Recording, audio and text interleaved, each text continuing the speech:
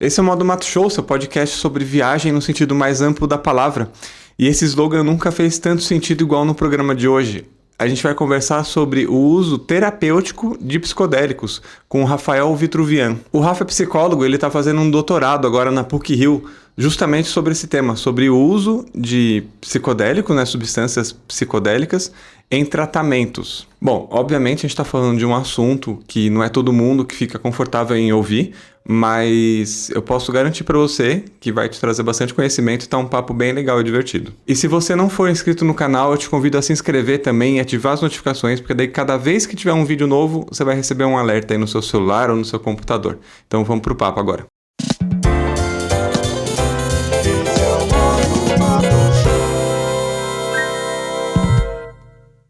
Rafael, obrigado por ter aceitado o convite de participar desse podcast. Obrigado, eu. Eu acho que vai ser um papo um pouco diferente do que eu estou acostumado a falar aqui, mas de alguma forma eu gosto, primeiro, de falar das coisas que eu acho interessante. Sim. E acho que o tema que a gente vai falar hoje está em alta, né? Tá documentário muito. Netflix, tem muita gente falando sobre os psicodélicos com fins terapêuticos. E também o canal é meu e eu falo das coisas que eu quero. Sem querer ser arrogante, mas é meio que isso, né? Eu tento fazer algum link com natureza, com alguma coisa assim. E tem esse link realmente, né? E tem, né? Afinal tem a psilocibina que vem do cogumelo, mesmo o LSD de um fungo, né? E tudo mais. A gente vai entrar... Você não tá entendendo nada do que a gente tá falando aqui, fica tranquilo que daqui a pouco a gente vai explicar um pouco melhor desse rolê todo. Vai ficar claro, vai ficar claro. Mas, resumidamente, hoje a gente vai falar sobre psicodélicos. Isso. Certo? Com fins terapêuticos. De onde surgiu esse termo psicodélico? O termo em si, psicodélico, vem de uma junção de duas palavras, né? Psico, que vem de psique, ou mente, né? Que a gente poderia traduzir como mente, talvez. E delos, que significa manifestação. Então a gente pode pensar no manifestar da mente. Isso veio como um entendimento de um escritor do século XX chamado Aldous Huxley, o nome dele. E o Aldous Huxley, ele ingeriu em um determinado momento da vida dele, uma substância chamada mescalina, que é um dos princípios ativos ali do peyote. Sim. E aí, após ingerir essa substância, ele teve uma experiência profundamente transformadora na vida dele, que acabou contribuindo, inclusive, para ele escrever um dos livros mais famosos dele, que chama As Portas da Percepção. O Céu e o Inferno também é outro ensaio que ele escreve um pouco influenciado por essas experiências com a mescalina. E aí, por muito tempo... Os psicodélicos, eles nem eram chamados de psicodélicos, né? O primeiro termo que se adotou foi psicomimético, se eu não me engano. E a ideia é que essas substâncias, elas imitavam um estado de psicose. Que era o entendimento inicial que as pessoas tinham em torno disso. Isso imitava uma psicose. Era tipo algo próximo, você tomava e você sentia como que era uma loucura, algum tipo de loucura. Como era uma loucura, né? Tradicionalmente compreendendo assim. Só que aí, com o tempo, claro, as pessoas começaram a entender que não era exatamente isso que estava acontecendo. Não era exatamente esse tipo de experiência que estava rolando, assim.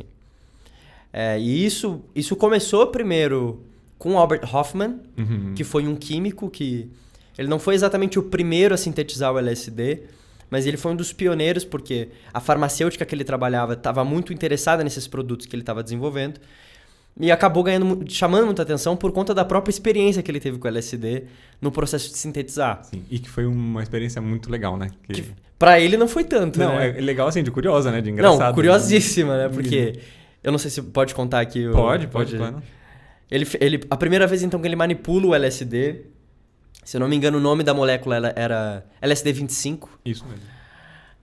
E aí ele manipula ela com os dedos e ele coça o olho. Ele tem um pouco contato com o olho e aí, claro, entra na corrente sanguínea. E aí ele vai pra casa e sente um barato, sente uma coisa estranha rolando no corpo dele, sente a percepção moleza, dele. Né? Uma moleza, uma coisa estranha. Ele fala, cara, o que eu fiz aqui, assim?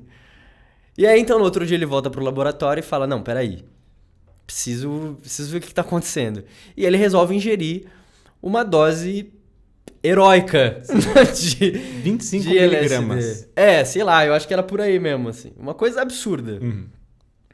E aí, claro, ele tem uma experiência muito intensa e profundamente transformadora nesse sentido. Ele volta de bicicleta para casa, por isso que normalmente lá no papelzinho tem um símbolo de um cara numa bicicleta, em alusão a esse dia da vida do Hoffman. E aí ele tem... quando ele estava andando de bicicleta, ele tem a experiência que ele vai chamar de angelical e, ao mesmo tempo, infernal nesse período aí de algumas horas ingerindo essa substância. Ele chega, se eu não me engano, a ir pro hospital e chega a pedir ajuda, etc. E ninguém sabe o que fazer, né? E ninguém sabe o que fazer, fica todo mundo perdido. Só para quantificar um pouco, assim, né?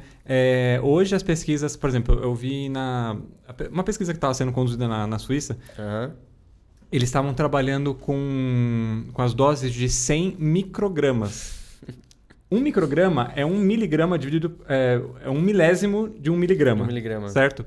Ele tomou 25 mil microgramas. Uma dose... Cara...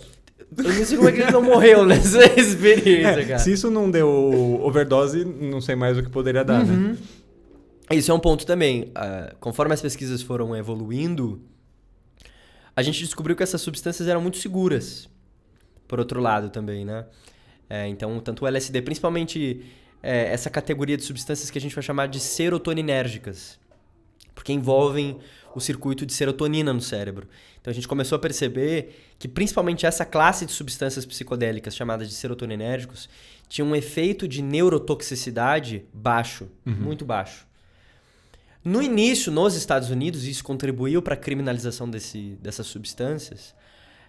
A propaganda que era feita é que isso poderia, de fato, te induzir a, por exemplo, ter um surto psicótico gravíssimo em todas as pessoas que usassem. Sim.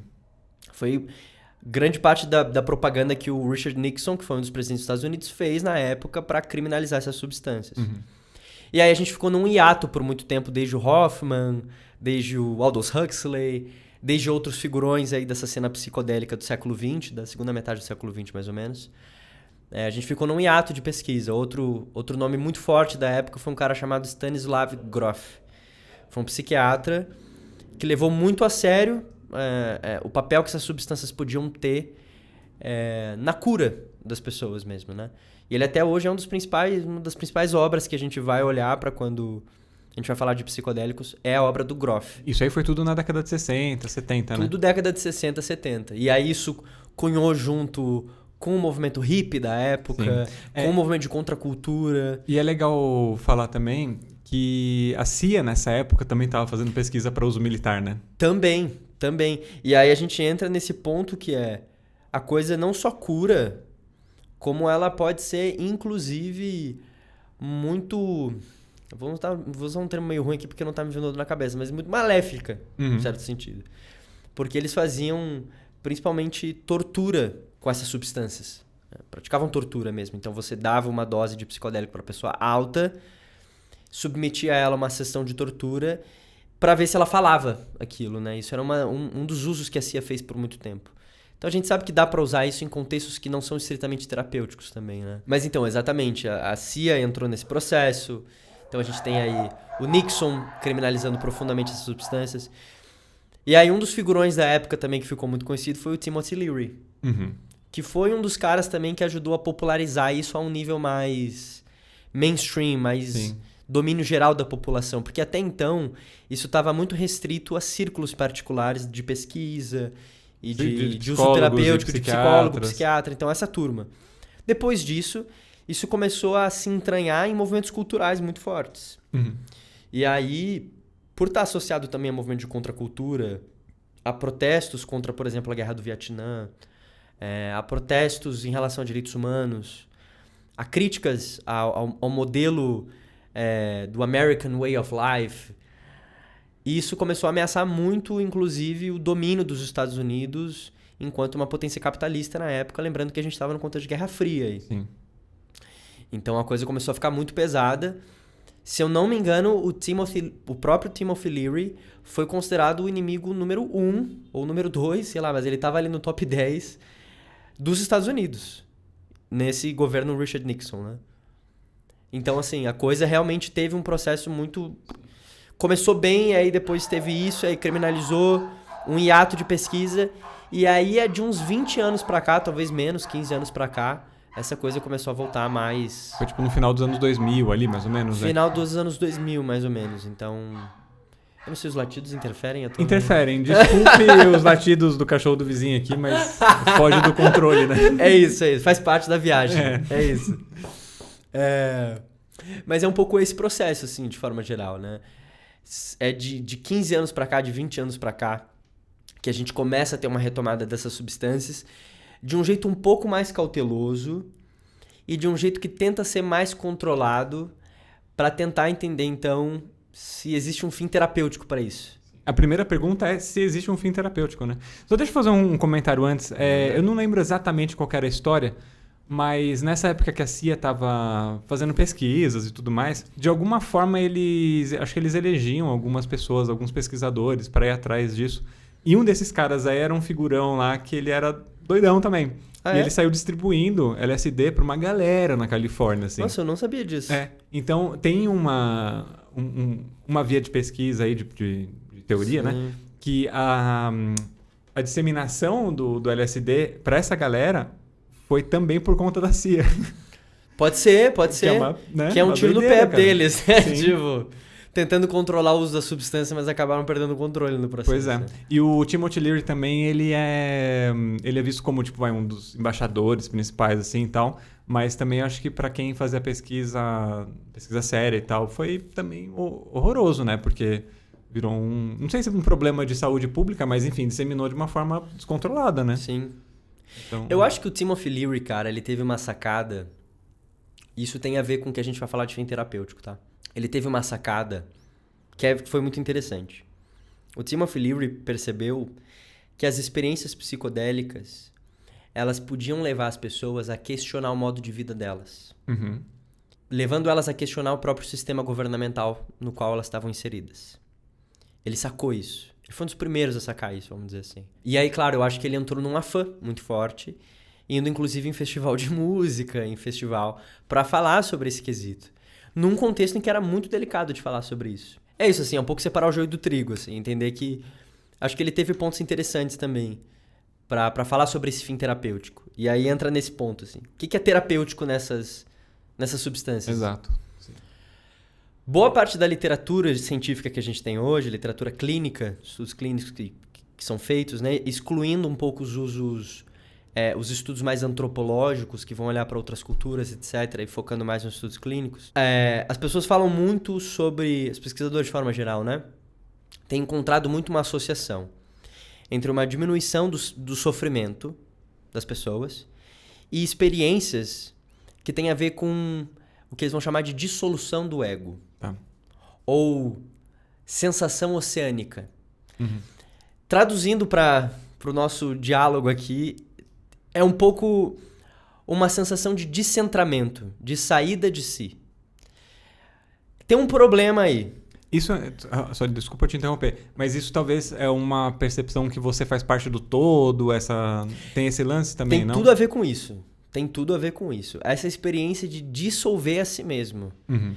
Porque o eu, ele se constitui a partir da percepção do outro. Não existe eu sem outro.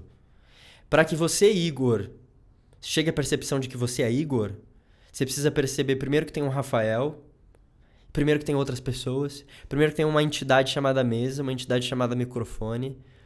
A própria psique humana, ela vai se estruturando a partir de categorias simbólicas que vão distinguindo o espaço entre isso aqui e isso aqui. Certo? Uhum. E aí, quando você ingere uma substância dessas, não em todos os contextos e não em todo momento, mas em algumas experiências, essa fronteira, que é completamente arbitrária, ela desaparece. Ou pelo menos fica muito sutil. Uhum. Muito sutil. E aí é nesse processo que você consegue perceber a interconexão das coisas. Você começa a perceber que você não é uma entidade isolada no mundo. De que esse script de que eu sou isso, eu me formei naquilo, isso é uma historinha. Há uma realidade muito mais... É um teatro, né? É um teatro. Há uma realidade muito mais sutil e profunda por trás disso.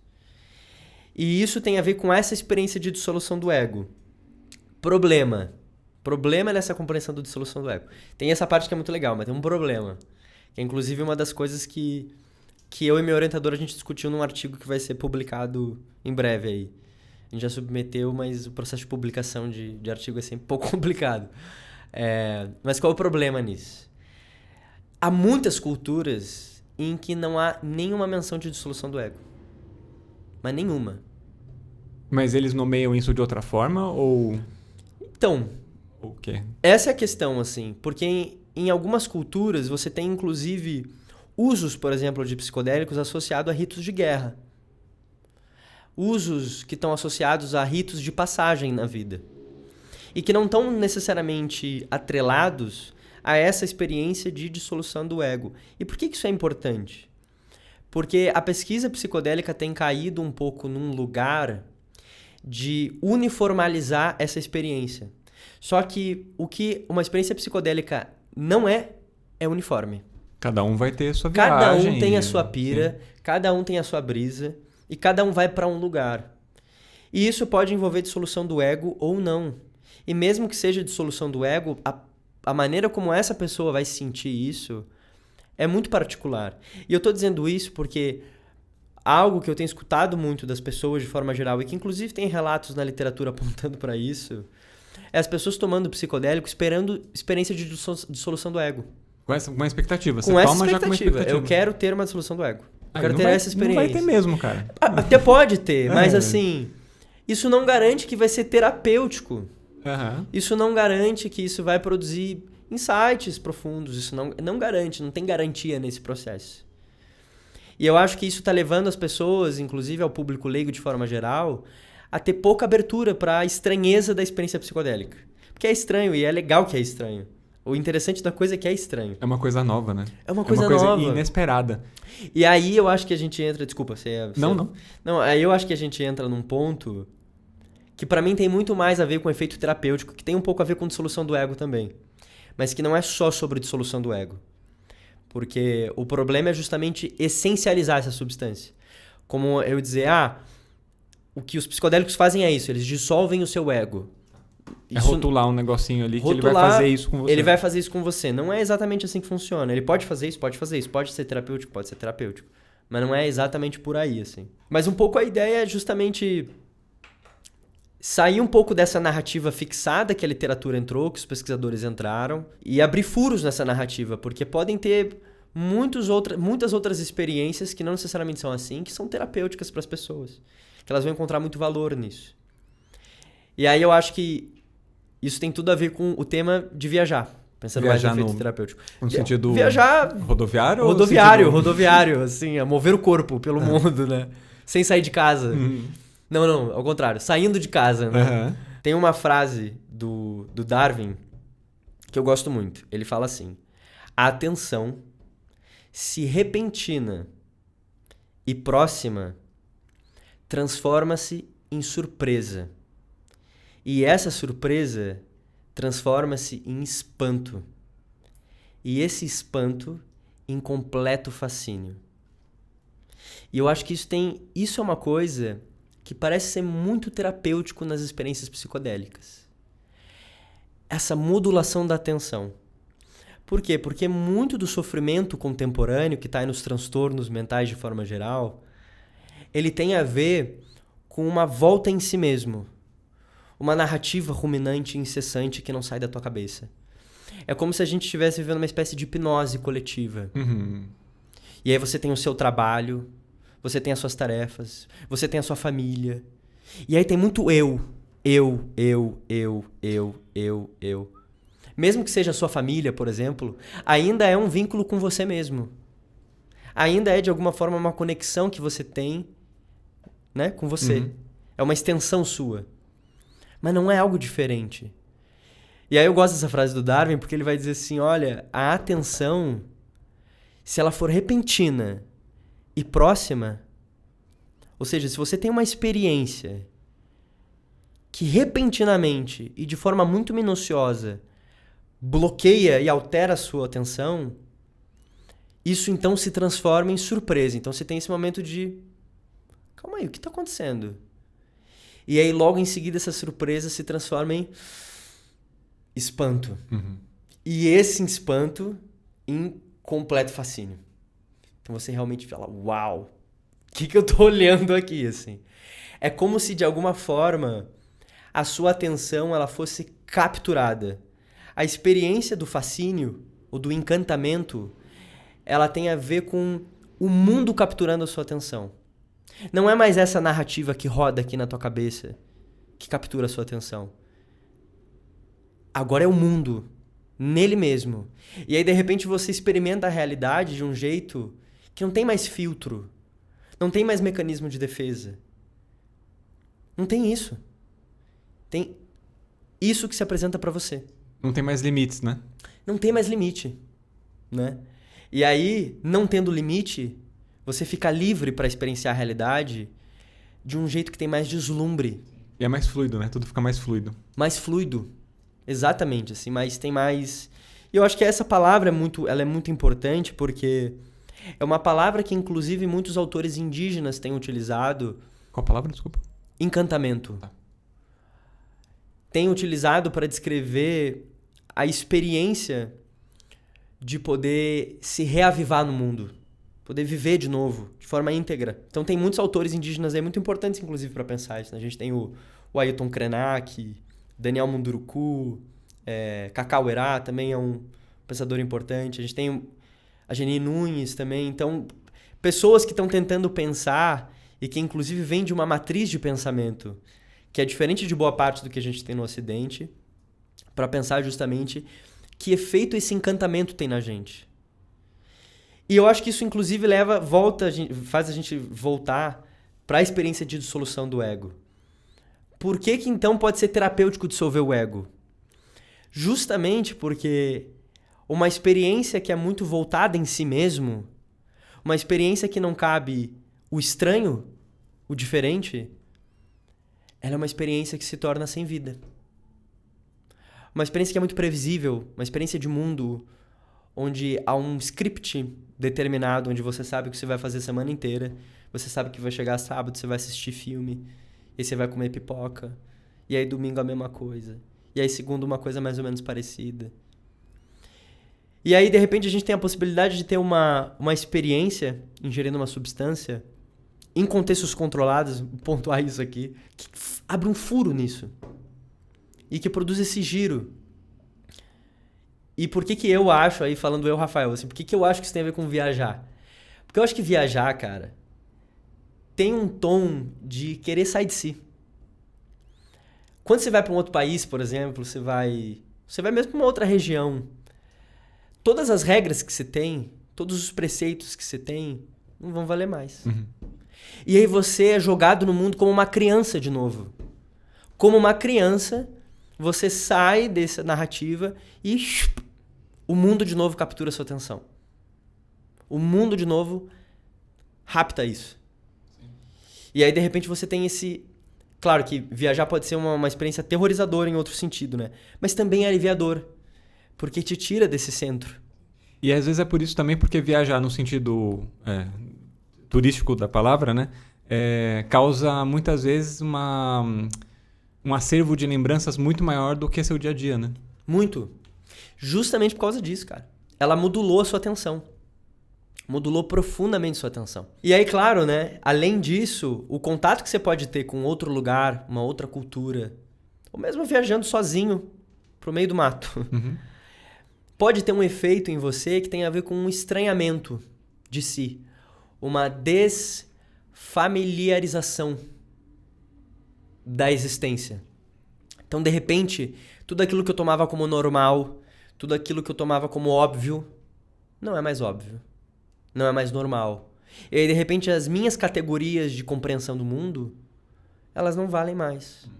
E aí você percebe como aquilo que você usa para organizar a sua experiência, como aquilo que você diz que é normal e o que não é, como aquilo que você diz que é esperado e não é esperado, ali não vale mais. E eu acho que isso produz um movimento de profunda reflexão.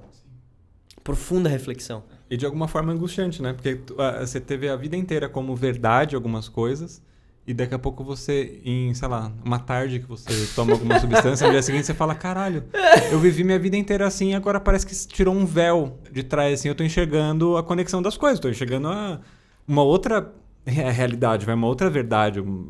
É um lance muito bom e muito angustiante ao mesmo tempo. É muito angustiante e justamente porque Eu acho que esse é um ponto importante para perceber. Pode ser muito angustiante e pode ser muito terapêutico ao mesmo tempo. No sentido de que se desfazer de si nem sempre é um processo indolor. Não, quase nunca é indolor, né? Quase nunca. É. Se desfazer de si pode ser um processo que vai envolver olhar para culpa, olhar para remorso, olhar para raiva, olhar para... Então, não dá para romantizar isso muito também, assim. Ainda que seja uma experiência que tem se mostrado, e eu falo isso como psicólogo mesmo, porque é o que a gente encara, assim, no dia a dia, como uma experiência quase que urgente, cara. E acho que é importante a gente frisar também agora que, apesar das pesquisas que estão avançando agora, de 15 anos para cá, se tem alguns casos ali de esquizofrenia, por exemplo, Tem. alguma coisa assim, tipo, pode agravar, né? Pode acelerar o processo também. Então, Pode. é por isso que essa pesquisa é sempre importante ter acompanhamento médico e tudo mais. Muito se importante, for fazer, ainda né? mais para quem já tá tomando medicação psiquiátrica de alguma forma, né? Sim. Mas sim, e isso é uma coisa que ainda não está clara, em outro sentido. Como essas substâncias interagem com pessoas que têm determinados transtornos específicos. Uhum. Porque isso também se tornou um pouco um jargão na área, assim, do tipo, pessoas que têm bipolaridade ou pessoas que têm esquizofrenia não podem usar Erol. Mas assim, eu continuo recomendando que não usem. Mas ainda falta a gente investigar o porquê disso e de que forma isso modula essa experiência. E aí é complicado também os países que estão começando a liberar para uso terapêutico isso, né? Nos Estados Unidos tem 2 estados que liberaram, Colorado e Oregon, né? Colorado e Oregon, se eu não me Tá engano. começando a liberar. Você falou que a Austrália também tá A Austrália agora começando. liberou, em certo sentido, né? Não liberou totalmente, mas ela tornou legal a possibilidade de médicos receitarem. Eu não sei se essa medida já começou ou vai começar aí dentro de alguns meses ainda. Mas, se eu não me engano, é de MDMA e psilocibina. O MDMA, nos Estados Unidos, esse ano aqui, parece que vai ser o primeiro medicamento farmacêutico mesmo com Sim. o MDMA, né? Sim, Vai ser sim. lançado. Então, acho que vai ser o primeiro medicamento tipo de farmacêuticas com algum tipo de psicodélico, né? Sim. Vai ser um dos primeiros agora. Quais os tipos mais comuns de psicodélicos que existem hoje ou que são mais pesquisados? A gente tem olhado bastante para a psilocibina. Que é do cogumelo. Tem sido uma forte candidata, principalmente para casos de ansiedade pré-morte, né? Ansiedade terminal, também algumas pessoas chamam. Então ela tem sido uma grande candidata para isso, tem alguns estudos clínicos apontando para esse efeito de diminuição mesmo da ansiedade pré-morte. Uhum. E aí, de novo, tem a ver com justamente esse papo que a gente estava tendo de dissolução do ego e etc, né? Por que a psilocibina poderia ter esse efeito? Para além da explicação neural, né? Tem algumas pesquisas apontando que tem estruturas cerebrais que mudam radicalmente durante a experiência psicodélica, mas muito do que se aponta para a diminuição dessa ansiedade por que é tão horrível a experiência de morrer, em um certo sentido? Porque, de novo, você está muito ensimesmado. Quando você chega perto dessa experiência, quando você chega o diagnóstico lá, você vai morrer em tantos meses. Pum, isso entra na tua narrativa interna. E aí você fica lá, vou morrer. O que eu não fiz? O que eu fiz? E isso te interpele de tal maneira... E eu acho que isso mostra também o nível de ansiedade que a gente tem de pré-morte na nossa sociedade é muito alto. Assim, as pessoas têm muita ansiedade pré-morte de forma geral. Eu acho que isso, inclusive, tem a ver com essa... Porque, assim, as pessoas não estão sofrendo disso porque elas querem. As pessoas não estão... acho que é perigoso a gente cair num lugar de culpabilizar o sofrimento das pessoas, como se elas fossem unicamente responsáveis por isso. É importante olhar para como o nosso contexto de vida tem produzido um grau absurdo de sofrimento, com índices alarmantes de depressão e ansiedade, sim. principalmente na cidade de São Paulo. É o sistema. É o sistema. É o sistema de desigualdade. Empurrando as pessoas para um modo de viver que elas não se dão conta que mais tarde vai vir a conta. É isso mesmo. Você pode não estar sofrendo agora, mas no dia que vê o diagnóstico possível da sua morte... Isso talvez vai revirar a tua cabeça. Vai revirar a tua cabeça. Porque aí você vai ser obrigado a olhar o que você fez em vida. E normalmente quando a gente olha porque a gente fez em vida, isso é um ponto muito importante pra gente falar sobre psicodélico também, a coisa acaba deixando evidente que você viveu só pra você. Isso é uma experiência muito comum, né? E não por mal, não porque as pessoas são más, mas porque o volume de trabalho é cada vez maior. A mídia captura nossa atenção para investir cada vez mais na gente. Então, para investir tanto no nosso corpo e aplicar certas cirurgias estéticas, etc. Para comprar o melhor carro, a melhor casa. Então, você fica investido em cercear o seu mundo sempre de coisas que vão tornar o seu eu maior. E aí você tem uma experiência que apequena o seu eu. E por isso a morte, nesses contextos, pode ser tão assustadora. Porque ela demonstra que desde o início o seu eu sempre foi muito pequeno. Foi você que tentou se convencer ao contrário. De forma ingênua, porque a realidade vai te esmagar, assim. Tipo, eu sou insubstituível, né? Exato. O que as pessoas que vão ficar aqui vão fazer sem mim? Exatamente. Tá ligado? Exatamente. Mas a questão é, em uma certa medida, nós somos substituíveis. Entre aspas, assim. Porque a realidade se reinventa. Os vínculos se reinventam. As pessoas vão continuar se amando. As pessoas vão continuar transando. As pessoas vão continuar comendo. As pessoas vão continuar fazendo as coisas delas. Segue, cara. E a vida segue. E essa é a beleza, porque a vida segue sem a gente. Mas sabe uma coisa que é impossível você viver uma vida sem ter experimentado? Além de psicodélicos? Caralho, total, que gancho, hein? Que gancho. Ótimo gancho. Tô ficando bom nisso, cara. Perfeito. Só deixa eu fazer um intervalo aqui então pra gente saborear o Cukrum, que é o apoiador oficial do podcast do Modo Mato Show. Cukrum é um snack de milho, que é entre o grão de milho e a pipoca. Olha então é uma explosão controlada. Olha só. Esse aqui, no caso, é de pesto manjericão, o sabor. E, bom, o ritual para se comer cukrum, você tem que chacoalhar assim, ó. Legal. Para misturar o tempero. De cabeça para baixo. Porque o tempero fica, né, quando transporta e tal, ele vai caindo. E aí você faz assim para chacoalhar. Você chacoalha. São ingredientes totalmente naturais. Não tem nenhum tipo de conservante. Enfim. E aí...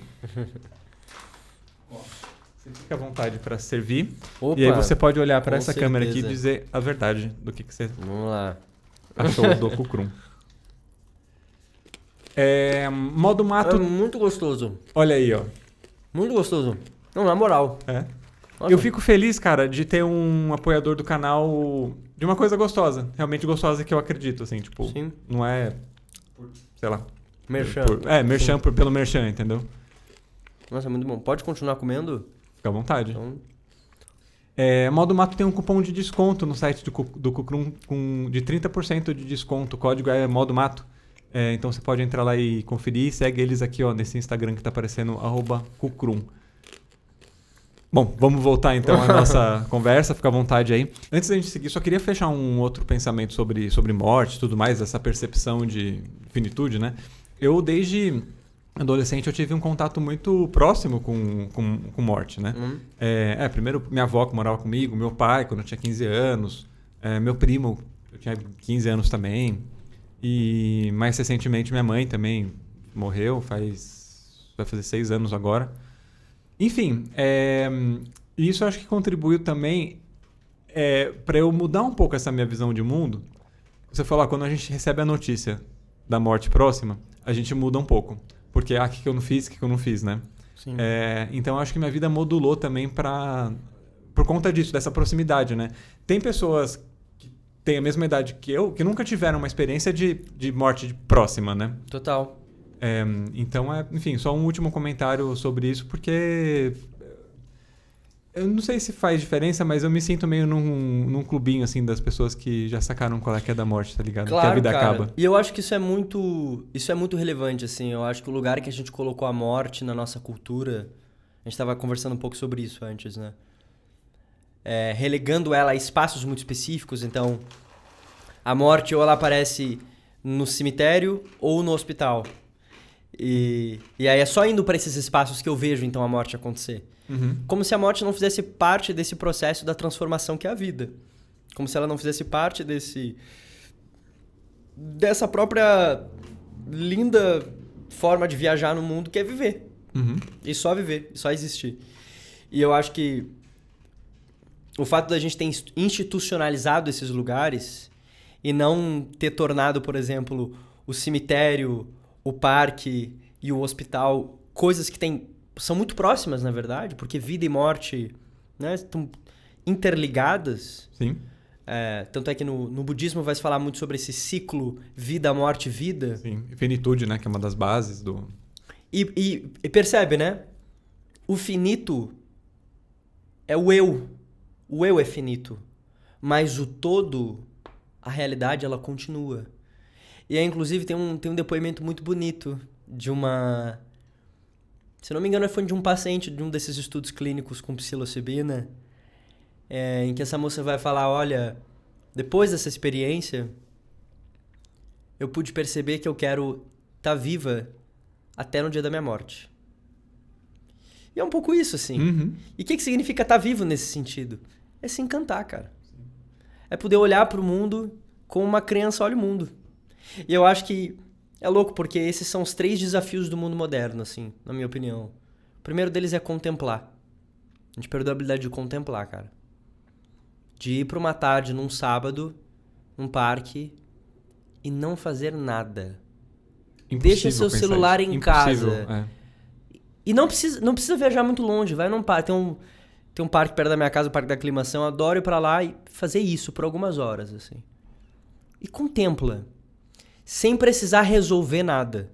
Porque o mundo moderno, ele nos impõe esse modo de viver que é resolutivo. Tô sempre resolvendo, organizando. Tira um dia da sua semana pra não resolver nada. Ou algumas horas. Não precisa ser um dia inteiro, mas algumas horas disso. E eu acho que isso é um dos problemas que a gente tem hoje. Perdemos a habilidade de contemplar.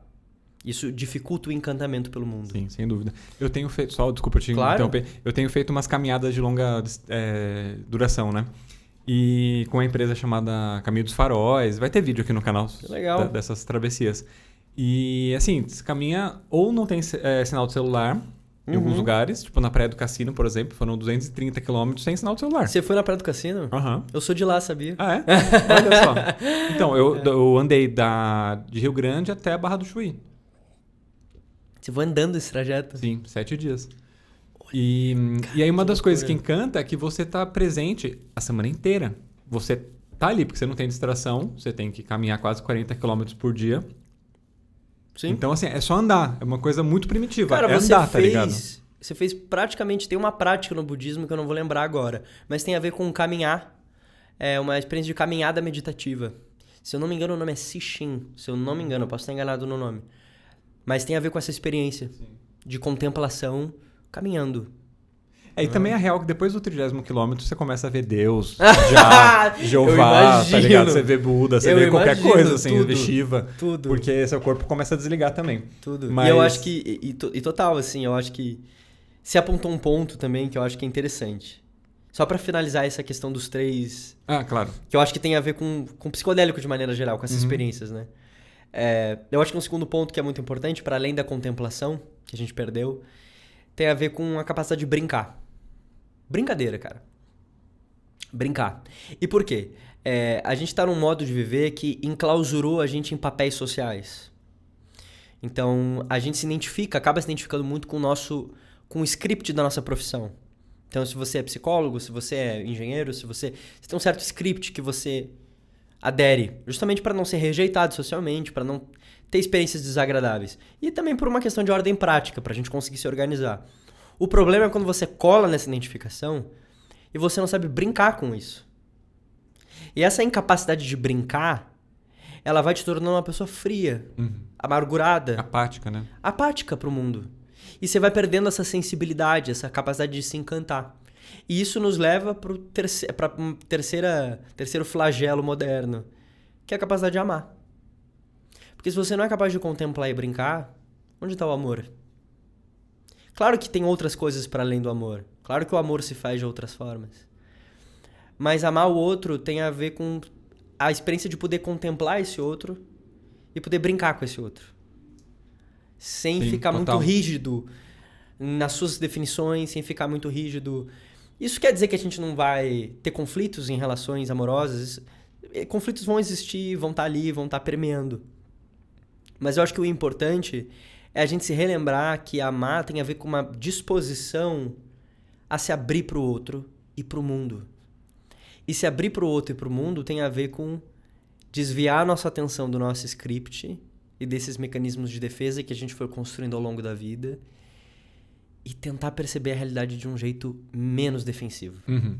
E eu acho que, enfim, só finalizando esse raciocínio, assim, eu acho que os psicodélicos podem promover muitos ganhos pra gente nesse lugar, nesse sentido. Que não tem a ver justamente com uma uniformidade da experiência. Não é que todo mundo vai ter experiências assim. Mas é o que as pessoas vão fazer com essa experiência e como elas vão narrar isso, o que elas vão agir pra fazer isso, que vai ser a virada de chave. Eu acho que isso, inclusive, tem um pouco a ver com a experiência que você estava falando antes lá, com o que você teve. Não sei se você quer falar aqui. Quero, eu já vou entrar. Vamos lá, então. Você... complementando aí o seu pensamento de conexões e amar o próximo e tal, né? Não vai ser problema nenhum falar que eu já usei algumas coisas aqui, porque a gente tá na discussão e é isso. A vida é assim, né?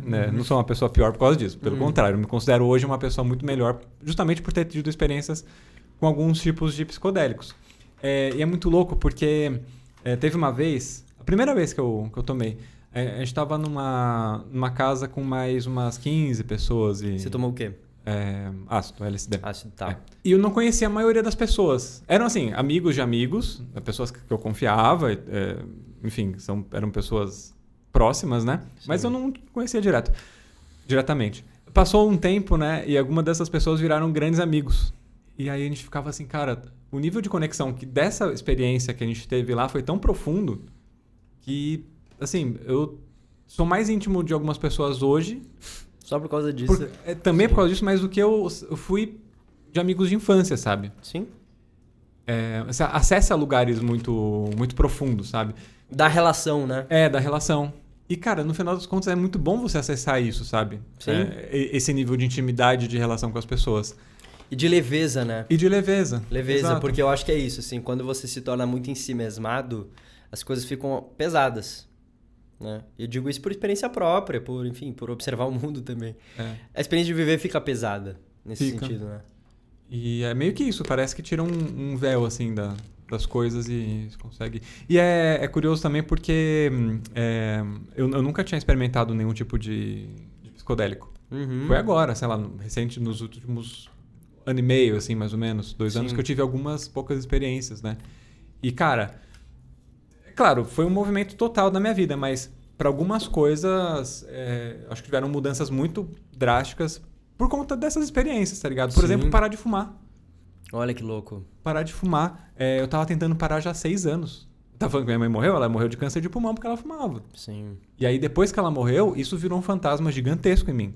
Eu tinha certeza absoluta que eu ia morrer de câncer de pulmão. Sim. Porque, minha mãe morreu, tá ligado? Eu fumo. As chances são altas, E eu tava, então, há 5, 6 anos já tentando parar de fumar.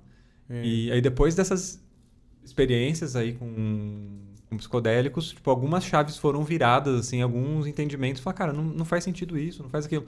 Álcool, por exemplo, eu diminui muito meu consumo de álcool. Não que eu bebia muito, mas hoje, tipo, parece que, não vale a pena, sabe? E então... o que você acha que virada de chave você acha que foi principal pra você nesse processo? Talvez de entendimento do mundo, cara. Minha percepção do mundo mudou. Como? Eu não sei explicar. Tá. Mas... Objetivamente, assim. Mas... Só te cortando rapidinho. Eu lembrei de uma frase do Terence McKenna, que é um famosão aí dos psicodélicos, já morreu e tal. Mas ele fala que a viagem começa onde as palavras terminam. Pois é. É um pouco a ver com isso. É meio que isso, porque, assim, parece que... Eu consigo ter uma compreensão do mundo melhor. De você sacar as coisas mais rápido. De funcionamento das coisas.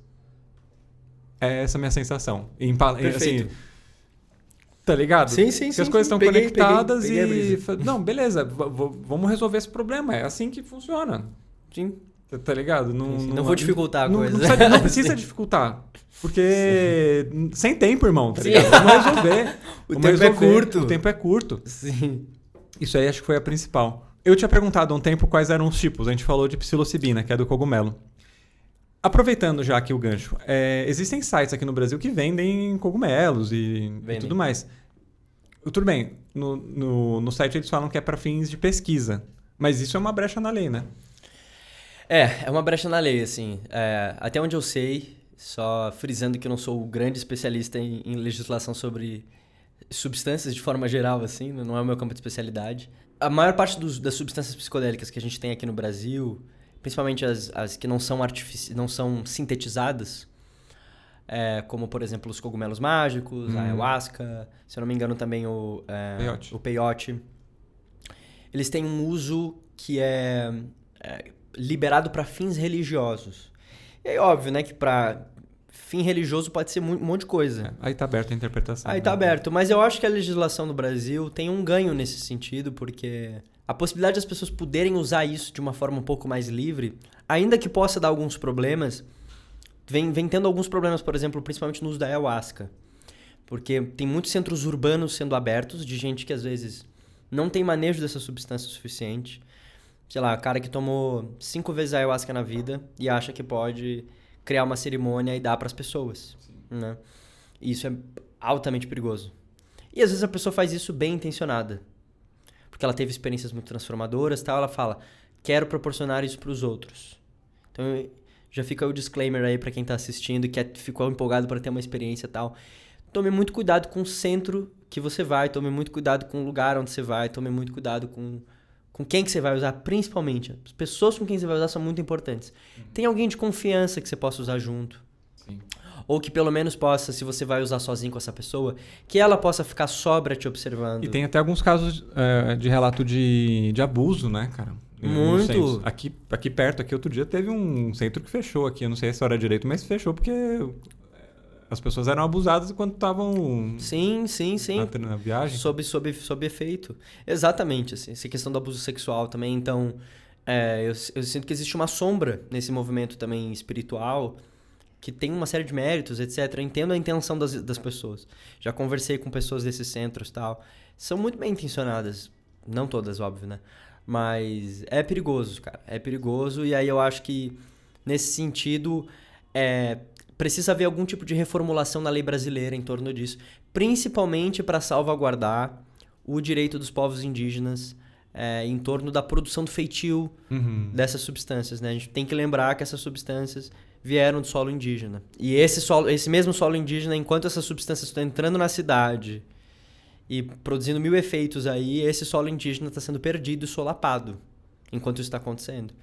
Então vai chegar um momento que a gente vai ter a ayahuasca, por exemplo, mas a gente não vai saber o que fazer com ela. Tem um vídeo do Ailton Krenak que ele fala, né? As pessoas estão comprando ayahuasca no Mercado Livre achando que vai acontecer alguma coisa. E talvez vai. Mas elas estão comprando um ticket para viajar para lugar nenhum. Porque é isso. No fim, psicodélicos são o que a gente chama de... Tem um antropólogo, Ian Hardstog, acho que é o nome dele. Ele vai falar que psicodélicos são drogas culturais. O que significa dizer isso? Não é como cocaína. Não é como um benzodiazepínico. Não é como álcool. As experiências psicodélicas, elas estão profundamente enraizadas na forma como você percebe o mundo. No jeito que você percebe o mundo. As viagens das pessoas estão completamente ligadas com as expectativas que ela tem dessa experiência. Com o jeito que elas têm de perceber o mundo. Com o que elas acham que vale a pena ou não vale a pena. Isso vai também aparecer na viagem.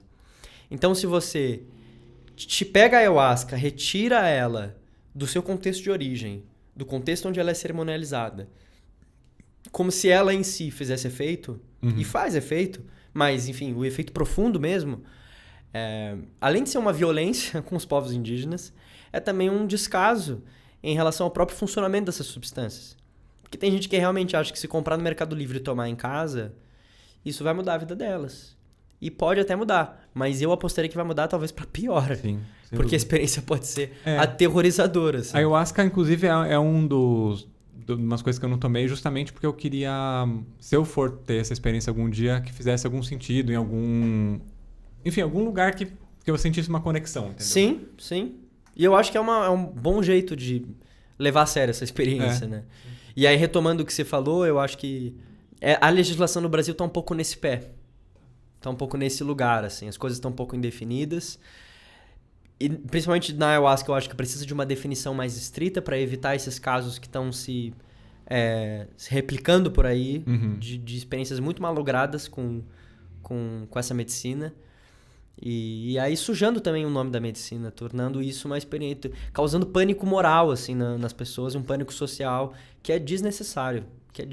Porque o troço ele é muito positivo para a maioria das pessoas, né? Então, por causa de casos específicos que são muito alarmantes, são muito preocupantes, são muito perigosos, o movimento inteiro, às vezes o movimento indígena mesmo, acaba sendo sujado por conta disso. Então, nesse sentido, é um obstáculo, assim.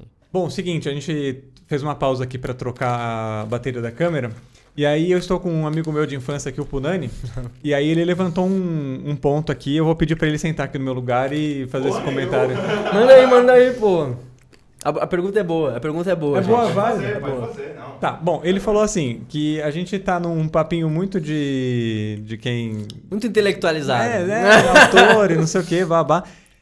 E ele quer assim, saber basicamente qual que é a diferença, tipo, de uma brisa de álcool, por exemplo. Ficar louco de álcool. Ou de maconha, ou alguma coisa assim, pro psicodélico. Qual que é o rolê do psicodélico? É isso, né? Isso. Beleza. Tá, vamos lá. Primeiro que o mecanismo de ação do álcool no cérebro é bem diferente do álcool e de uma classe de substâncias que a gente vai chamar de opioides. É muito diferente do mecanismo de ação dos psicodélicos. Pelo mecanismo de ação no cérebro ser diferente, esse efeito vai ser diferente. Então, por exemplo, nos opioides, o que a gente tem? Cocaína, a gente pode incluir o crack também, morfina, heroína. Essas classes de drogas, que são chamadas de opioides, elas têm um efeito altamente viciante. Porque uma das coisas que elas fazem é te deixar eufórico, sem deixar o seu mecanismo perceptivo muito alterado. Entendi. Você não é... Tá. É como se você continua... Tá aqui o mundo, tá aqui o pacotinho da Cucrum, tá aqui o microfone e tal. Mas de alguma forma tem uma experiência subjetiva mais intensa. Isso nos opioides, de forma geral. Os opioides também têm um mecanismo de aliviar a dor. A dor ela se torna aliviativa. E aí é uma distinção importante entre psicodélico, essa classe de psicodélico, e isso que a gente chama de entorpecente. A diferença entre um entorpecente e um psicodélico é que o entorpecente, de forma geral, ele inibe a sua dor. De forma geral. Em alguns casos ele pode deixar um pouco mais intenso, mas em poucos casos. De forma geral, ele vai inibir a sua dor, ele vai ter um pouco esse efeito. Agora, essas classes de substâncias que a gente vai chamar de psicodélicos, elas até podem inibir sua dor em alguns casos. Tem casos, por exemplo, uma dor mais existencial, uma dor associada a um sofrimento psíquico, de fato, ela pode inibir, por conta dessa experiência de reencantamento com o mundo, etc. Mas, de forma geral, uma substância psicodélica pode amplificar essa dor. Então, se você, por exemplo, tá noiado, você vai ficar muito noiado. Mas muito noiado. Aquele troço vai ganhar uma dimensão muito grande. Uhum. E aí, o que isso tem efeito em termos perceptivos? Como que muda isso? Então, no álcool, eu vou tomar, e aí você vai ter um efeito aí no córtex pré-frontal, essa parte mais da frente da cabeça, né? Do cérebro aqui. Ele vai ter um efeito de inibição. Então, as tuas funções executivas, elas vão ser temporariamente diminuídas. Isso significa que você vai ter uma experiência de mundo mais burra. Mesmo assim. Por isso que as pessoas, quando tomam álcool, no geral, ficam mais corajosas. Não porque elas têm mais coragem, mas porque elas estão mais burras. Elas não conseguem tomar uma decisão direito. Uhum. E aí, isso inibe e torna elas um pouco mais, nesse sentido, corajosas. Então, essa seria a diferença de ficar louco de álcool, por exemplo, e ficar louco de cogumelo. Porque o cogumelo ele vai ter um efeito, né, nesse campo serotoninérgico, que é diferente da onde o álcool vai atuar. E por estar nesse efeito e vai ter esse efeito no campo serotoninérgico, você vai ter, por exemplo, experiências de dilatação do tempo ou compressão do tempo. A forma como você vai perceber o tempo é muito diferente. E aí isso é diferente de quando você toma álcool. Sim. Você até pode ter um efeito ali... Mas é mais de lapsos, quanto tempo lapsos passou, de tempo. lapsos, amnésia... Nas experiências psicodélicas de forma geral, você não encontra tantos lapsos. Você pode até encontrar pontualmente, tá? Mas no geral você não encontra tanto lapso. Mas você pode encontrar experiências profundas de dilatação e compressão do tempo. Até porque o circuito serotoninérgico, ele tem a ver com a experiência de linguagem. E a linguagem é isso. Isso é o microfone, isso é a mesa, isso sou eu, isso é o Igor. Se você altera esse circuito, o jeito que você organiza simbolicamente o mundo, vai pro espaço. E aí, de repente, o que é tempo? O que é eu? O que é esse microfone aqui na minha frente? Qual que é a diferença entre esse microfone e eu que tô falando aqui? E aí, de repente, essas categorias... É um papo viajado pra caralho, né? Uhum. Mas é que a ideia é justamente essa. Essa é a viagem. Quebrar um pouco essas categorias simbólicas e ver que efeito isso tem em você. E aí, eu acho que essa é a grande diferença entre ter uma experiência com álcool, com substâncias opioides e ter experiências com os psicodélicos, de forma geral. Então, tem um demarcador aí muito importante. Claro que pode se assemelhar em alguma medida, né? Se você vê uma pessoa sob efeito de cogumelo, você pode achar que talvez ela tá chapada de maconha. Inclusive, aí entra um ponto importante. Maconha é psicodélico ou não é? Todo mundo faz a pergunta, né? Sim. Cara, é muito complicado isso, assim, porque a maconha não necessariamente atua no circuito serotoninérgico até onde a gente sabe. Mas, tampouco outras substâncias psicodélicas também. Por exemplo, se eu não me engano, a ibogaína, que vem da planta iboga, que é uma... Se eu não me engano, é a raiz de uma planta também, que vem de algumas regiões da África. E ela tem se mostrado muito boa para tratar adicção, de forma geral, vício, né, em substâncias, principalmente tabaco, cigarro, né? Ela tem se mostrado bastante eficaz. Tem alguns estudos com crack também, ela é muito... Aqui no Brasil, o uso dela é liberado off-label. Então, o médico pode prescrever para você o uso de... Tem algumas clínicas que fazem uso de iboga. Mas, então, a maconha. A maconha é polêmica. A maconha, até onde a gente sabe, ela não atua nesse circuito serotoninérgico.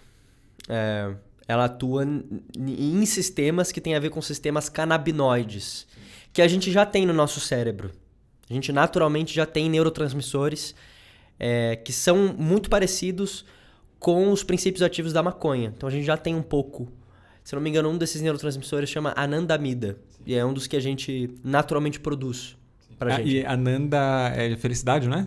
Algo assim? Não sei, não sabia. Foi o pesquisador lá de Israel, né? Que descobriu esse neurotransmissor. Real. Pode crer. Aí ele colocou esse, que é tipo o transmissor da felicidade. Eu não lembro se é felicidade.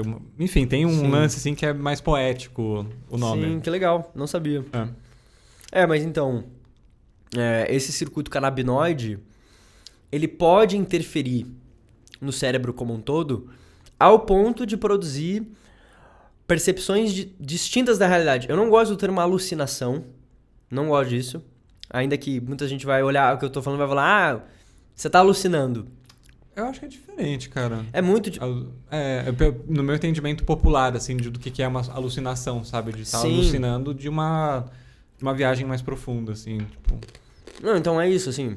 Eu sempre conto que eu tive uma experiência. Cara. Até agora eu não contei as minhas experiências, né? Eu vou contar uma pontualmente, assim. Mas eu tive uma experiência em que eu vivi. E eu vivi. Sim, eu não tenho dúvida de que eu vivi. 3.000 anos. Claro, pra quem tá ouvindo, isso vai falar, porra, que papo de louco, né? Mas é que a brisa é essa. O conceito de tempo e como ele modula a sua percepção, ele é tão alterado. Claro que nesse caso eu tava ingerindo uma dose bem alta. Então a minha... Do quê? Eu tava usando cogumelo. Tá.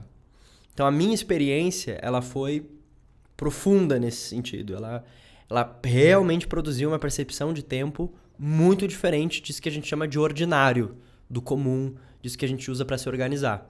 Mas é isso, assim, quem disse que o tempo do relógio é o marcador de tempo normal, nesse sentido? É o tempo que se convencionou usar para organizar a vida.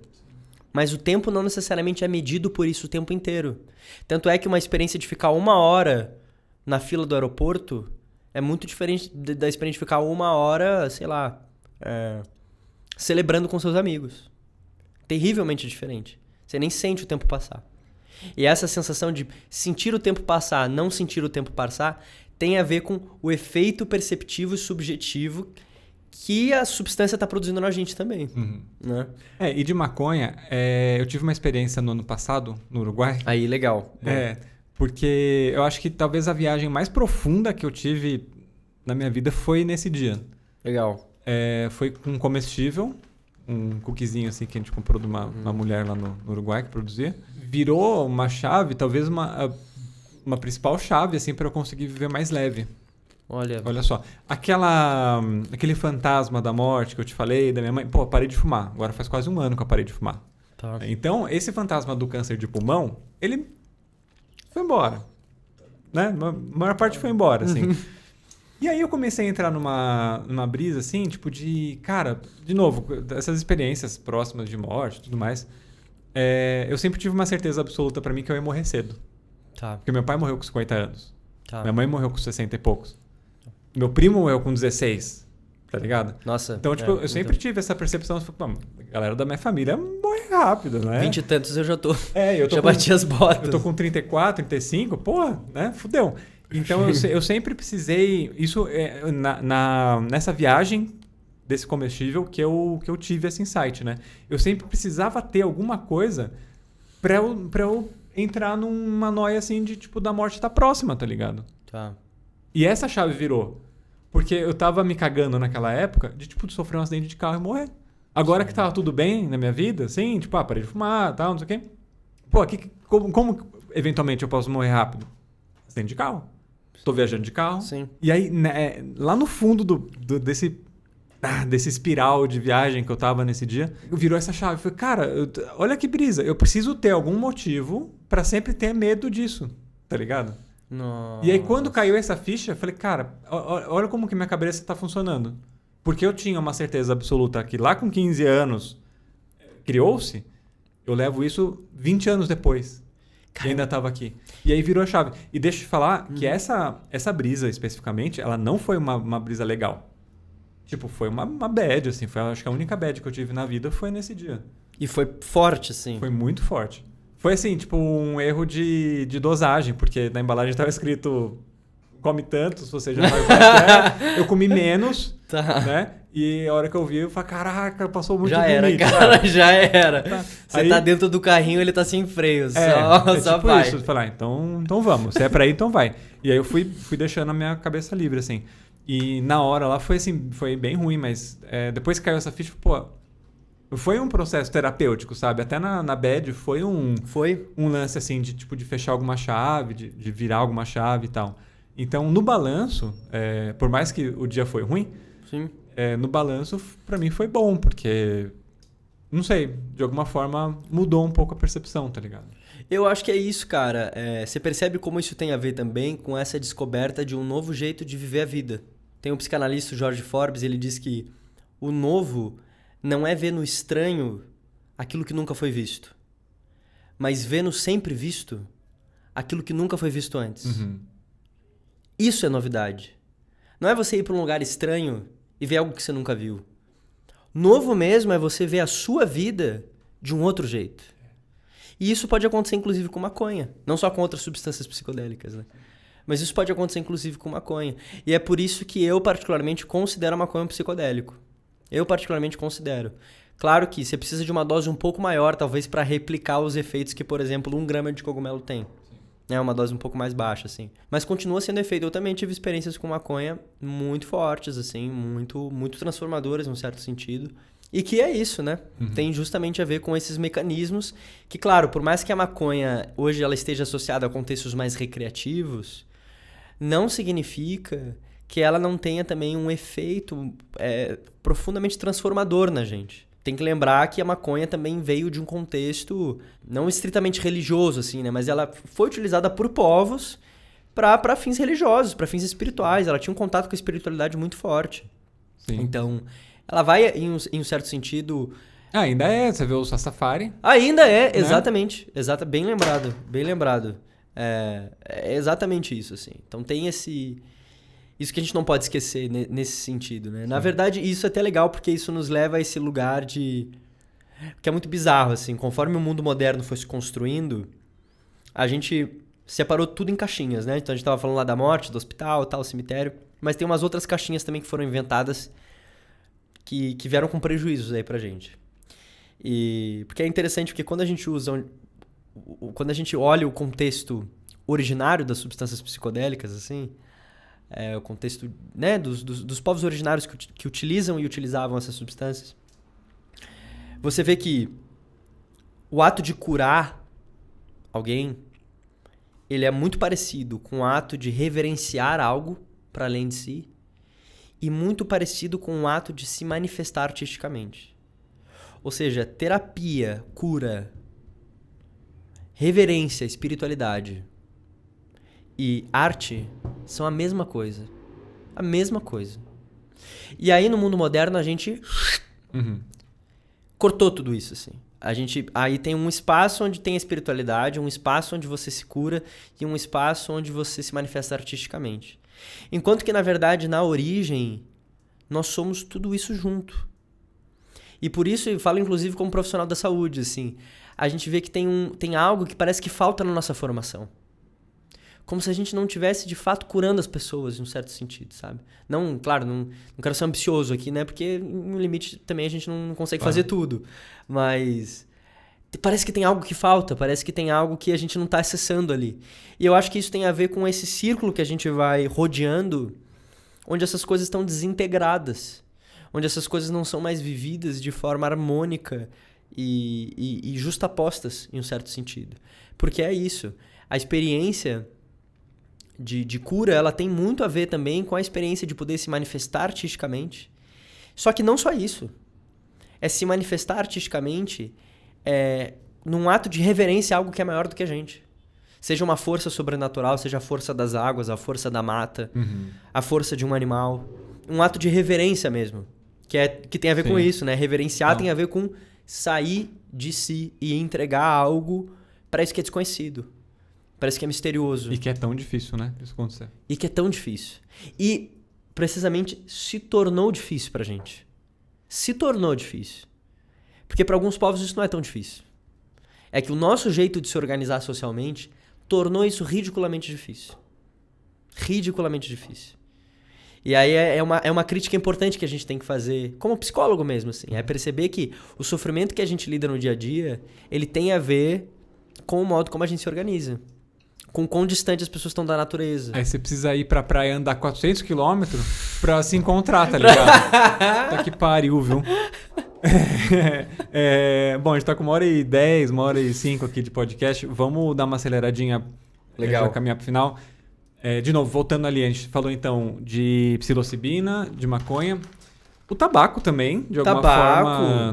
No rapé se usa muito. Sim, não sei se é considerado uma droga psicodélica, entendo que não, mas também é uma substância ali usada por povos originários e tudo mais. Tem um valor grande, né? Sim. O que mais que temos? LSD. Temos LSD. Certo? O LSD, ele é a partir de um fungo, né? Isso. O LSD, ele foi sintetizado a partir de um fungo que dava no trigo. Sim. Se não me engano, o nome desse fungo é ergot. É curioso, inclusive, porque o uso do ergot, ele estava associado a um período aí da Grécia Antiga, pré-socrático. É um ritual que se chamava de Mistérios de Eleusis.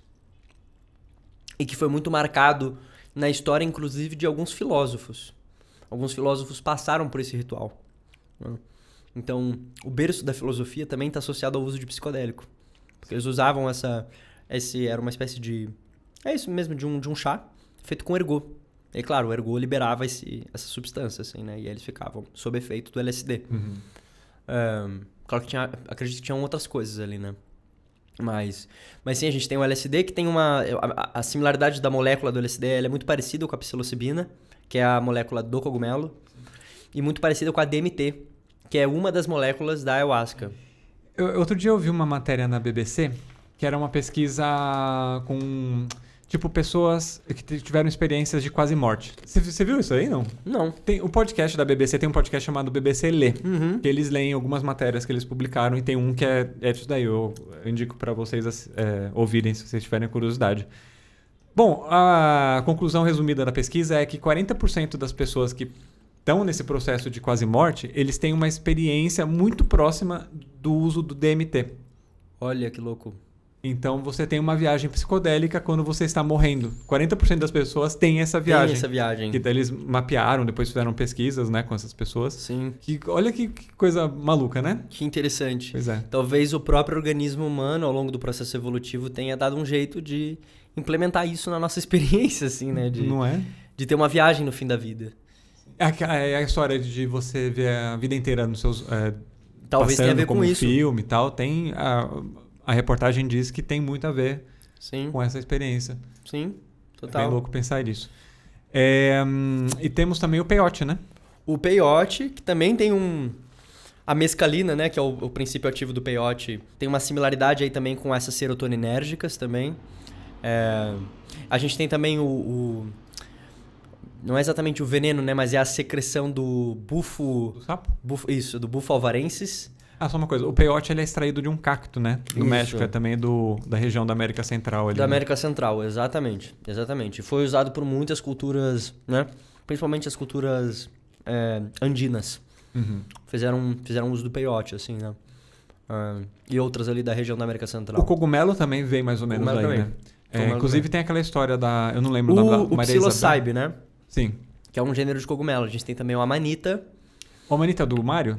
É o do Mário. É esse aí. Cara, eu nunca tomei, mas é o do Mário porque é aquele vermelho com as pontinhas brancas, né? É. E eu li relatos, né, sobre quem tomou. Disclaimer importante. Cogumelos, às vezes, são venenosos. Então, não recomendo sair por aí Não. tomando imagina. cogumelo indiscriminadamente, sem saber o que você tá tomando. Sempre é importante lembrar isso. Com assim. certeza, sem dúvida, né? Que as pessoas, às vezes, me mandam mensagem do tipo... Encontrei achei um cogumelo aqui, posso comer, né? Acho melhor não, No cara. geral, não coma. Que esse Amanita que chama? Amanita muscaris. Uma das brisas dele é você se sentir maior, né? Uhum. Por isso que no cogumelo O do Mário- Mário ele crescia, cara. É muito louco isso. O Amanita, eu não sei se ele tem psilocibina, não vou lembrar agora. Eu acho que sim. Mas já ele dá uma região bem diferente, né? Já é ali no leste europeu, essa região mais da Sibéria e tal. Tem a história, né, acho que eu não lembro o nome dela, a do México, acho que é Maria Isabel. A Maria Sabina. Maria Sabina, né? Sim. Que ela... Eu não sei a história direito, mas até onde eu lembro, ela meio que... Não disseminou, mas tipo, começou a receber estrangeiros para tomar o cogumelo, e aí virou uma febre do cogumelo, e destruíram a cidade que eles moravam, e ela, tipo, morreu na merda, assim, porque... Eu não sei qual fim da vida foi a dela, mas ela foi uma figura muito importante na história psicodélica de forma geral, assim. Ela não ficou entre os figurões, mas ela abriu porta para inclusive o Timothy Leary ter uma das primeiras experiências dele com psicodélico, com psicodélico de forma geral. Com o... Putz, esqueci o nome do cara. O outro também amigão era parceiro do Timothy Leary. Mas enfim, muita gente entrou em contato com os cogumelos por causa da Maria Sabina. E a Maria Sabina foi uma figura muito importante nesse processo. Ela era tipo meio uma curandeira, Ela era uma xamã, curandeira. alguma coisa assim, né? Lembrando, né? Arte, terapia e espiritualidade estavam ali. Então, ela era uma curandeira / xamã, assim. Sim. Então, era justamente isso, assim. E aí, você vai ter, então, o peyote, você vai ter a ayahuasca, você vai ter os cogumelos, você vai ter o LSD. Acho que uma das últimas, talvez, que vale a pena mencionar é o MDMA, né, que a gente acabou não mencionando. O MDMA é um pouco diferente. Ele também atua no sistema serotoninérgico, mas ele também vai atuar no sistema dopaminérgico e no sistema de noradrenalina também. E aí isso vai causar um efeito que não é tanto visual, costumeiramente, né? Para algumas pessoas tem um efeito visual mais profundo, mas o MDMA ele também é conhecido como uma substância empatógena, né? No sentido de que ele amplifica a sua capacidade de empatizar com o outro. E isso, inclusive, abre a possibilidade para você sentir a dor que o outro está sentindo e também sentir a alegria que o outro está sentindo e poder comunicar isso para ele. É uma substância que pode promover isso de alguma forma também. Essa, sim, tem sido uma grande candidata dos estudos clínicos, precisamente porque ela facilita você falar sobre questões que estão te pegando de forma geral. Entendi. De um jeito que não é tão arraigado, de um jeito que não é tão apreensivo quanto ao que você está falando. Então você se sente mais livre para poder falar. De repente, aquela barreira que estava te inibindo de falar coisas, de experimentar certas coisas, sei lá, a morte de alguém querido que te traumatizou muito, ou algum acidente que aconteceu ao longo da sua vida, de repente aquilo não se torna tão grande assim. E você pode falar um pouco sobre isso. Falar um pouco sobre essa experiência. Né? Tem bastante estudo sendo conduzido com MDMA, acho que para galera traumatizada de guerra, não é? Tem. Precisamente por causa disso, né? O transtorno de estresse pós-traumático. Isso, exatamente. Tem a ver justamente com isso, né? Quando a gente sofre uma dor aguda e crônica também, isso envolve tanto para dor aguda quanto crônica, um sofrimento que ele vai se repetindo, você é obrigado a se defender disso. E o seu corpo ele vai te dotando de jeitos de se defender dessa dor. Isso é o que a gente chama de mecanismo de defesa. E isso pode envolver tanto a sua personalidade, tipo assim, seu pai, ele só dava atenção pra você quando você era um menino bonzinho. E aí você vai aprendendo ao longo da vida que ser um menino bonzinho, você vai ganhando coisas. E ao mesmo tempo você vai inibindo o comportamento agressivo. Você vai deixando de mostrar raiva, você vai inibindo isso. Toda vez que você sente a experiência da raiva, você... É como se o seu corpo bloqueasse isso. Uhum. Você vai ficando cada vez cada vez melhor em fazer isso. Isso é uma espécie de mecanismo de defesa. Justamente para conseguir algo que você quer na realidade, no mundo. E isso vai estruturando a sua personalidade de alguma forma. Só que, por outro lado, a gente pode ter um mecanismo de defesa que também vai se estruturar frente a uma dor muito intensa. Como, por exemplo, a perda de alguém ou participar de uma guerra. Então, você participa de uma guerra, você está ouvindo tiro, você dorme com a incerteza de alguém entrar na sua barraca e esfaquear você. E aí, de repente, essa dor ela vai corroendo você. E, inclusive, você vai ter que matar a gente nesse processo. Você vai ter que desumanizar o outro nesse processo. Isso também não vem barato. Isso não é um preço pequeno para se pagar. Matar uma outra pessoa envolve você desensibilizar o outro, mas, sobretudo, desensibilizar você mesmo. Né? E aí você vai perdendo essa capacidade de contemplar, de brincar e de amar. Né? Lembrando o que a gente estava falando antes. Assim. E aí o MDMA, ele te torna mais capaz de poder olhar para essa dor e ressignificar ela de alguma forma. E não num nível apenas simbólico, mas num nível corporal mesmo, assim, num nível de conseguir viver o mundo de um outro jeito, assim, um jeito um pouco mais calmo e um pouco mais sereno nesse sentido. E mais encantado também. Cara, muito bom esse papo, hein? Legal, foi legal. Divertido. Muito bom. Antes de... Bom, a gente vai caminhar para o encerramento aqui, mas antes de terminar mesmo, eu queria só dar algumas indicações de séries ou... mais de série que eu assisti recentemente. Tem uma no Netflix que chama Como Mudar Sua Mente. Do Michael Pollan. Exatamente. O Michael Pollan é um escritor, né? Ele tinha uma outra série no Netflix que chama... É de culinária, né? Alguma coisinha, né?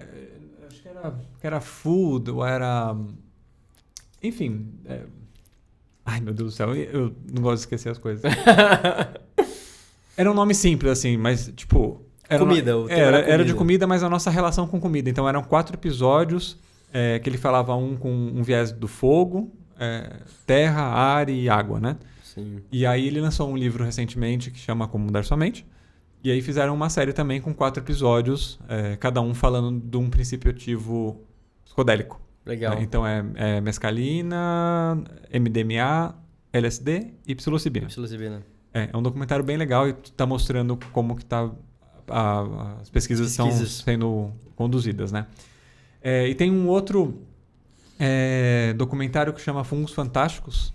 Fungos Fantásticos. Já ouvi falar, não vi. Já ouvi falar. É bem legal, é lindo. Tipo, tem uns time-lapse assim, dos fungos crescendo. Inclusive tem um vídeo que eu vi no YouTube depois do diretor de fotografia que fez esses time-lapse dentro. Parece que é na selva, assim, na mata.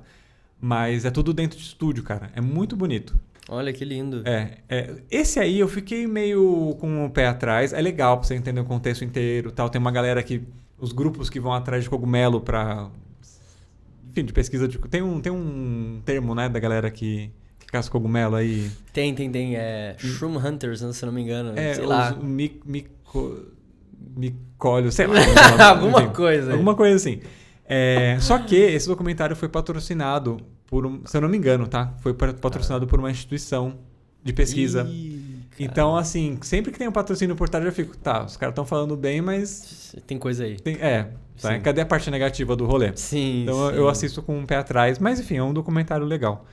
Você tem alguma indicação de literatura, de alguma coisa que as pessoas podem...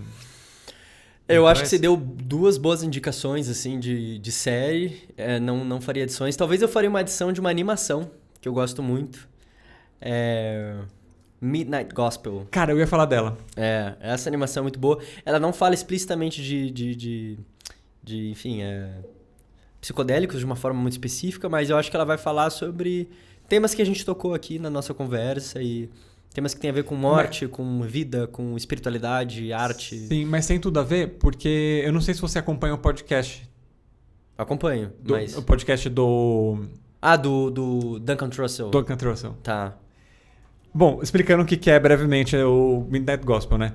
Existe o Duncan Trussell, que é um humorista americano, que ele tem um podcast que chama Duncan Trussell Family Hour. É verdade. Que é, inclusive, a minha maior inspiração aqui, de como eu produzo, é ele, sem dúvida. Que legal.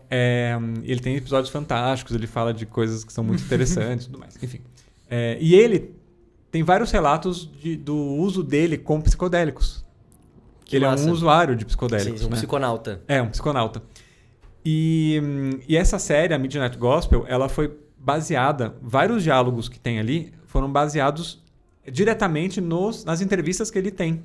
Olha... Então, assim, cada episódio... Ah, sim, é verdade. Porra, eu tinha esquecido disso, total. Cada episódio é uma gravação de um... Cada episódio é um episódio que existiu realmente. Sim. Então, claro, tem uma parte que é roteirizada, da historinha do cara que também é um podcaster, né? Sim, da animação.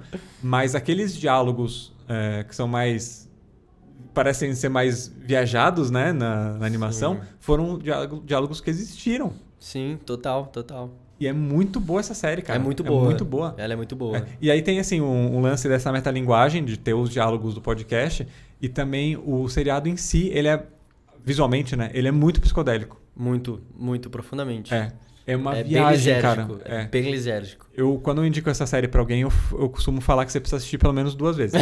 Uma pra você ver o texto e outra pra você prestar atenção As no que tá ali. imagens, Porque não dá, é muita coisa acontecendo. É muita coisa. Mas o final da série é muito bonito, né? Não vamos dar spoiler, mas não sei se... Não, é muito bonito. Lindo. Não é spoiler, é o episódio com a mãe dele. Né? O episódio com a mãe dele. Cara, eu já vi esse episódio umas 4, 5 vezes. A primeira vez que você viu, você chorou. A primeira vez... Eu botei pra chorar. Cara, eu não sabia, né? Eu não sabia. Sério, ninguém sabia, né? Ele abre a porta, hi mom! Aí eu tipo, caralho, já começou a chorar, tá ligado? Foi ali naquele momento. Sim. É muito bom. E eu ouvi depois a entrevista dele com a mãe. Que legal, completa. Isso não é spoiler, né? Porque essa entrevista com a mãe dele tava com câncer terminal. Sim. Quando gravou essa entrevista. E ela morreu, tipo, poucos meses depois que gravou. Então foi uma... Cara, arrepia de ver ele conversando com a mãe dos assuntos. Cara, como que foi o dia que eu nasci? Sim. Tá ligado? Sim. Como que é sou eu como seu filho? Sim. É muito São perguntas muito que às vezes cara. A gente não faz pros nossos pais, assim. Pois é. Dia a dia, e eu assisti isso, e aí eu, caralho, agora não tem mais como perguntar pra ninguém, tá ligado? Tipo, é meio... Te dá um tapa na cara ali, tipo de... Enfim, é uma série muito boa, tem no Netflix, Midnight Gospel, é uma ótima indicação. Sim, muito boa também. Que mais? Indicações? Acho que tem algumas páginas que talvez eu indicaria de Instagram, assim. Tem um trabalho muito bonito sendo feito aqui no Brasil do Instituto Faneros. Faneros com Phaneros. Faneros. De 2 pessoas que eu admiro muito. O Eduardo Schemberg, que é um neurocientista brasileiro, que tem estado muito à frente de algumas pesquisas. E um Thales, um colega meu também, que tem tocado... Claro que tem outras pessoas parceiras na equipe, né? Mas eles meio que começaram essa iniciativa do Instituto Faneros. E é um instituto que tem trabalhado tanto para a formação de psicoterapeutas com psicodélicos, quanto também para pesquisa com isso. Sigam a página deles, é muito boa, realmente muito, muito interessante. Tem um conteúdo muito legal, muito responsável. Também faria indicação da página da Associação Brasileira de Psicodélicos, ABP, que tem um conteúdo muito legal também, fala muito sobre redução de danos, fala muito sobre... Então, quem está pensando em utilizar, talvez seja legal fazer um curso deles, talvez ver um pouco a página deles. Informação, né? Conteúdo, informação. E acho que vale também falar que agora para usar com extrema responsabilidade, né? Porque Muita. não é assim... Não é sacanagem. Não é sacanagem, não é pra festa, tá ligado? Tipo, Sim, não vai tomar e vai pular o carnaval, Sim. não é o rolê, tá ligado? Entende, busca informação antes, tipo... se for usar alguma coisa, Sim. esteja num ambiente seguro, tá ligado? Exatamente. É muito importante isso, ter um ambiente seguro. Então, bom, acho que essas 2 páginas eu farei recomendações de livros, cara. Eu acho que o Como Mudar a Sua Mente, o livro mesmo, é interessante. Ele é muito legal, assim, ele tem um conteúdo muito legal. Eu tenho bastante carinho por um livro de um psicólogo que chama Cláudio Naranjo. E o livro chama My Psychedelic Experiences. O Naranjo foi um doido, cara. Ele usou muitas substâncias psicodélicas. Muitas substâncias. Muitas, cara. Coisas que a gente nem mencionou aqui. Uhum. Derivativos de moléculas, assim. E ele usou por conta, numa época em que nem sabe. Isso foi década de 50, 60, numa época que nem sabia direito que efeito era. Inclusive, algumas substâncias depois ele descobriu poderiam levar ele à morte. Mas ele usou. E ele conta nesse livro um pouco das experiências dele com essas várias substâncias que ele teve contato. E como isso mudou a forma dele de estar no mundo, assim. Qual foi o impacto disso nele, né? Então, Cláudio Naranjo... Eu não sei se tem em português essa obra, eu acho que não. Mas o livro em inglês é My Psychedelic Explorations. Eu acho que, de forma geral, essas são as recomendações que me vêm na cabeça. Legal. Assim, né? Beleza, muito bom, cara. Obrigado, Valeu. Rafa. Obrigado eu. E, muito legal, Igor. bom, espero que você tenha gostado desse episódio. Se você não for inscrito aqui no canal, te convido a se inscrever também e dar uma olhada nos outros vídeos que tem. Se você estiver só escutando isso aqui no Spotify ou no Apple Podcasts, saiba que no canal do YouTube existem outros vídeos das viagens que eu faço por terra. Aliás, um dos slogans que eu uso aqui no canal, e acho que esse episódio faz todo sentido, é que eu falo de viagem no sentido mais amplo da palavra, não é mesmo? Sim. Então é isso. É isso aí. Finalizando só com uma frase do... É um filósofo inglês, o Alain de Botton. Ele diz que não há distinção entre a viagem interna e externa. Olha. Não há diferença. Isso aí. Então, gente, vamos viajar. É isso. Munani, valeu aí. Você atrás da câmera. Espero algum dia que você aceite o convite para estar aqui na minha frente pra gente trocar uma ideia. Beleza. E a gente se vê na próxima semana, se tudo der certo, gente. Valeu. Valeu.